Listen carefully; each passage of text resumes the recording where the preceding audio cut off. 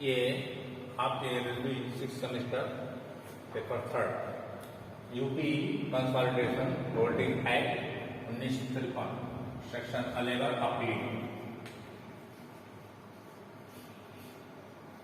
ठीक है ना।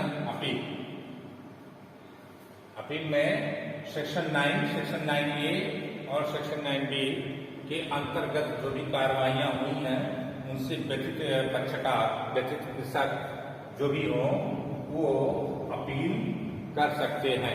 किसके यहाँ कर सकते हैं? ठीक है ना। वो अपील करेंगे किसके यहाँ? बंदोबस्त अधिकारी, बंदोबस्त अधिकारी जो भी रूल रेगुलेशन जो भी निर्णय आए हैं किसके द्वारा? सहायक चकबंदी अधिकारी द्वारा। सहायक चकबंदी अधिकारी, सहायक चकबंदी अधिकारी या चकबंदी अधिकारी, इनके द्वारा जो भी निर्णय लिए गए हैं उससे इच्छुक पक्षकार जो है वो 21 दिन के अंदर, मियाद है के अंदर इसके यहाँ बंदोबस्त अधिकारी के यहाँ अपील फाइल करेगा।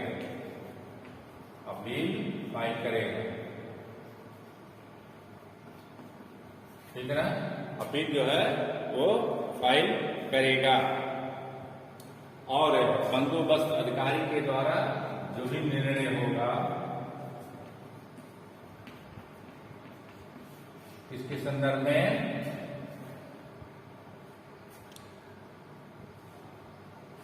और दोनों पक्षों को सुनने के बाद, दोनों पक्षों को सुनने के बाद जो निर्णय होगा वो अंतिम होगा।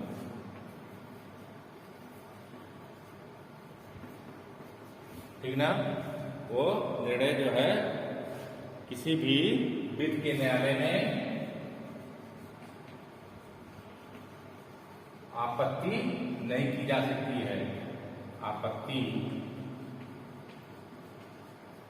नहीं की जा सकती है। ठीक है ना।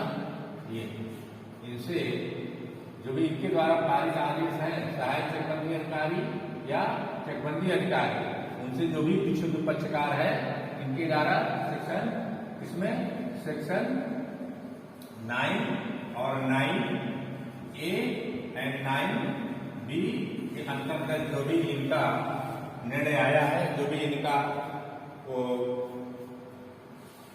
किसी चीज में आया है उसके इच्छुक पक्षकार, उससे इच्छुक पक्षकार 21 दिन के अंदर बंदोबस्त अधिकारी के यहाँ जो है 21 दिन के अंदर अपील फाइल करेंगे। ठीक ना। और दोनों पक्षों को सुनने के बाद जो निर्णय पारित होगा वो अंतिम होगा और किसी भी न्यायालय में उसकी आपत्ति नहीं की जा सकती है। ठीक ना। और इसको सक्षम न्यायालय माना जाएगा। ठीक ना। ये आपका सेक्शन 11 कहता है। ठीक। अब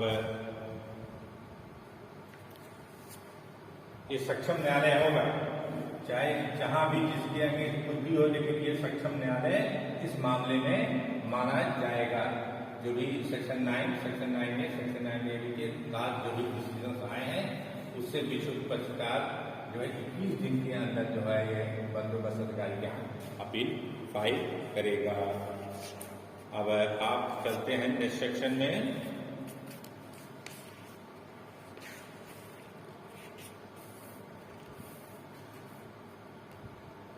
सेक्शन 12।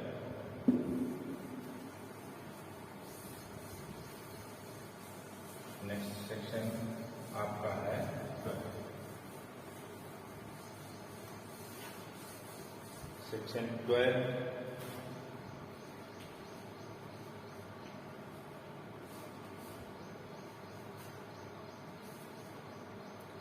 इसमें यह है कि पुनरीक्षित अभिलेखों के अभिलिखित अधिकारों अथवा सत्यों पर प्रभाव डालने वाले परिवर्तनों तथा व्यवहार से संबंध मामलों का निर्णय।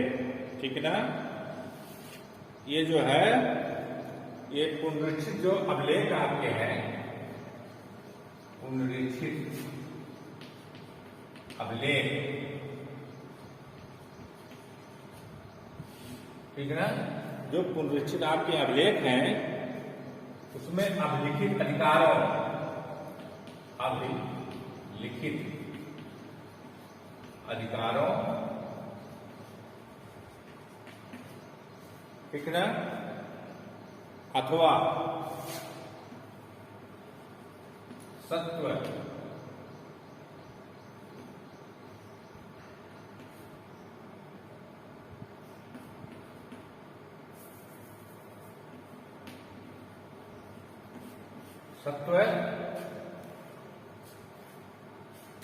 पर प्रभाव डालने वाले निर्णय, इसके संदर्भ में। ठीक है ना। तथा व्यवहार मामलों में, व्यवहार मामलों में निर्णय। ठीक है ना। इसमें क्या होगा, इसमें यह है कि धारा 10 की उपधारा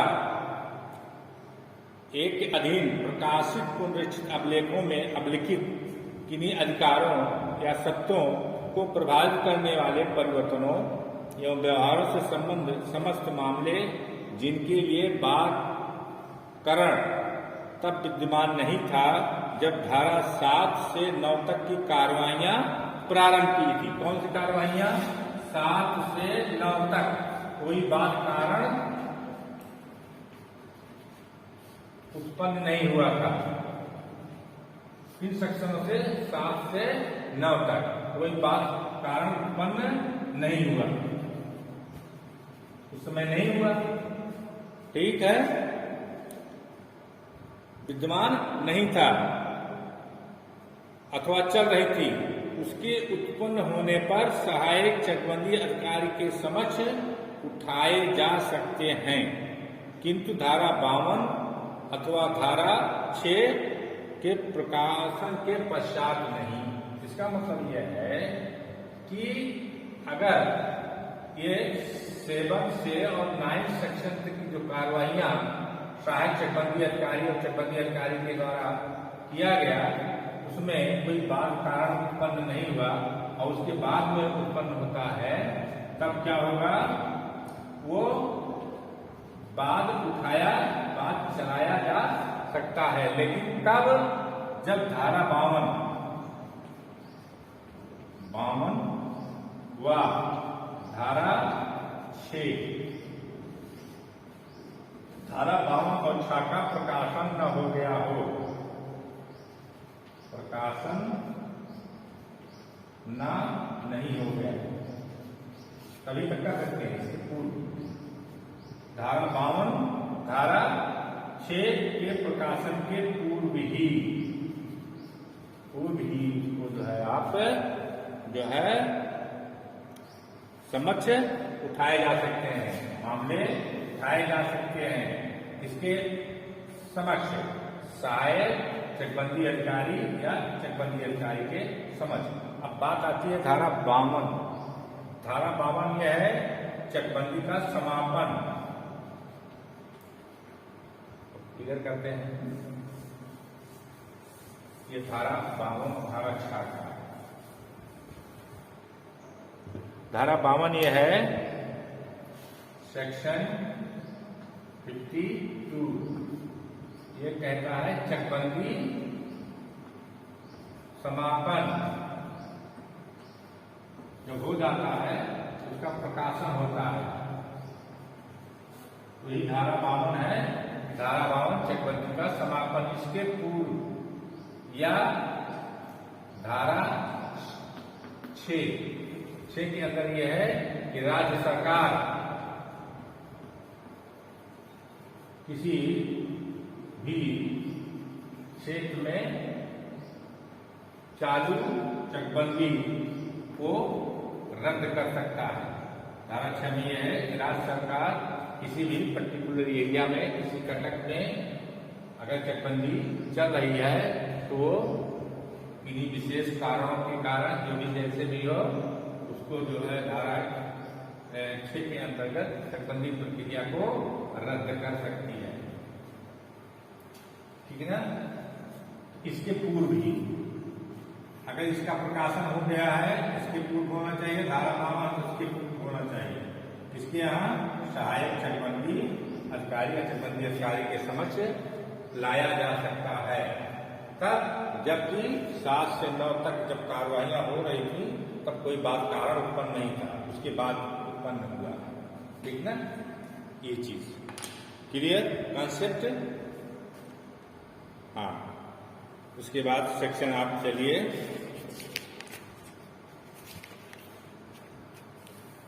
12 का।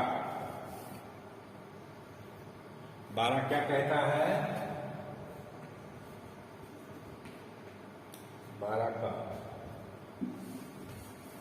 12 का ये है कि मालगुजारी से संबंधित है।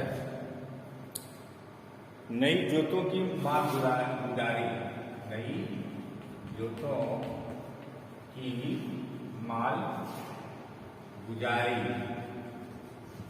ठीक है ना। नई जोतों की माल गुजारी का अवधारण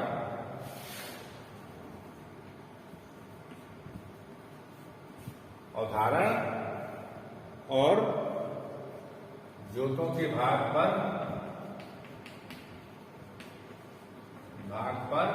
माल गुजारी का वितरण, ठीक है ना, ये होगा। अब इसमें ये माल गुजारी जो है वो तय की जाती है। नई जोत जो बनी है चकबंदी से जो प्लॉट अलॉट हुए हैं उनकी माल गुजारी का अवधारण किया जाता है। ठीक ना, ये ठीक है। और इस तरह से और इसके 12 क्या है? 12 घा, ये सब और निराशित कर दिए गए। घा में क्या कहा गया है? जोतों का समामेलन। समामेलन मतलब है कि काश्तकार है अपनी जोतों का वो जो है एक आपस में मेल कर सकते हैं, विनिमय कर सकते हैं। ठीक है, जो भी शर्त हो एक दूसरे की आपस में, एक जोतों की दूसरी जोतों पर वो अदला बदली कर सकते हैं। अदला बदली, ठीक है ना। मान लीजिए ये है, एक का घर यहाँ है, ठीक है, और ए का प्लाट इतनी दूर है, और बी का जो घर यहाँ है, और बी का प्लाट इनके पास है। तो ये कहेंगे भैया ये प्लाट जो है ये आप ले लीजिए और ये हमको दे दीजिए, ठीक है ना। तो दोनों लोग आपस में मेल करके आपस में इस जोतों का समामेलन हो जाएगा, जो भी शर्त आपस में लोग निर्धारित करें। ठीक है, ये आपका ये हो गया सेक्शन 12 था।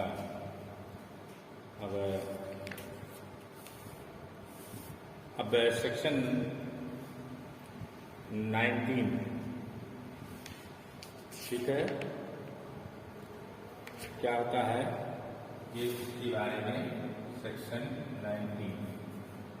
19 जो है चकबंदी योजना, चकबंदी योजना क्या है? इसमें द्वारा किन किन शर्तों को पूरा किया जाता है? शर्तों को पूरा करना। चकबंदी के द्वारा, चकबंदी योजना के द्वारा किन किन शर्तों को पूरा किया जाएगा, ठीक ना। ये आपका सेक्शन 19 है, ठीक है ना। तो ये चीज जो है अब आप नेक्स्ट सेशन में आपको बताएंगे। नेक्स्ट सेशन में ये चकबंदी की योजना का जो है उस शर्तों का कैसे पूरा होता है, ठीक ना। ठीक है, ओके, ऑल दी बेस्ट।